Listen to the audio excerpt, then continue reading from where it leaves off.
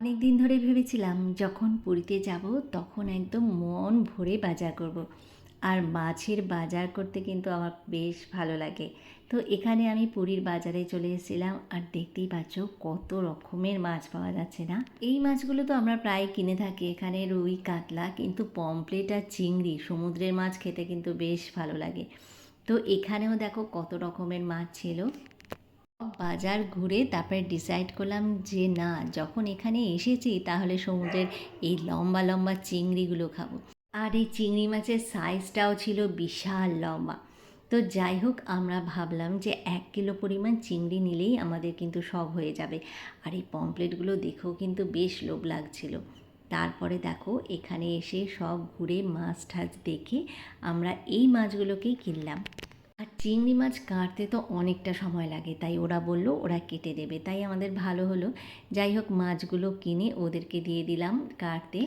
ওরা কেটে ধুয়ে একদম বেছে সুন্দর করে আমাদের দিয়ে দিয়েছিল। তো বাড়িতে এসে জাস্ট ধুয়ে এটাকে বসিয়ে দেবো।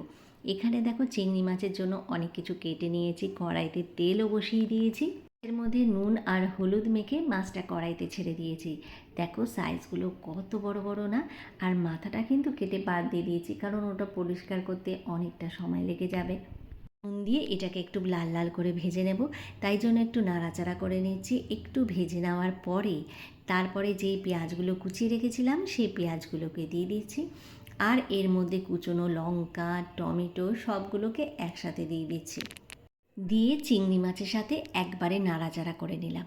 এবার কিন্তু একটা মশলা বানিয়ে নিয়েছি, সেটা কি বলো তো? আমরা যেহেতু ঘুরতে এসেছি সেই জন্য এখানে কিন্তু অত রকমের মশলা ছিল না, বা আমরা মিক্সার গ্রাইন্ডারও নেই যে বেটে নেব। এই জন্য একটুখানি গরম মশলা আর এখানে সর্ষে পোস্তর যে প্যাকেটের গুঁড়ো পাওয়া যায় সেটাকে দিয়ে দিয়েছি। দিয়ে একটু জল আর স্বাদের জন্য একটু চিনি দিয়ে দিয়েছি। ব্যাস, যা দারুণ হয়েছে না চিংড়ি মাছটা! তোমরা কিন্তু এরকমভাবে ট্রাই করে খেয়ে দেখতে পারো। আর গরম গরম ভাত আর চিংড়ি মাছের রেসিপি, এক থালা ভাত আমাদের কিন্তু খাওয়া হয়ে গেছে শুধুমাত্র এই মাছের ঝোলটা দিয়েই। আর চিংড়ি মাছের কিন্তু একটা আলাদা গন্ধই থাকে, যেটা খেতে কিন্তু খুবই ভালো লাগে।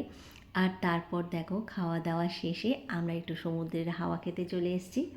আর এখানে বিনায়ক তো ব্যাস সমুদ্রের ধারে বসে বালি নিয়ে খেলতে শুরু করে দিয়েছে। এইবার ভেবেছি যখন আবার দীঘা যাব তখন ঠিক এরকমভাবে বাজার করে আমরা রান্না করে খাবো।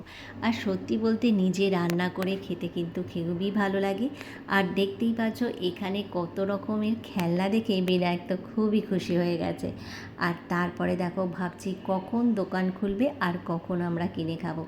আর দেখতে দেখতেই প্রায় দোকানগুলো খোলা শুরু হয়ে গেছে। এখানে কত রকমের স্টল দিয়েছে।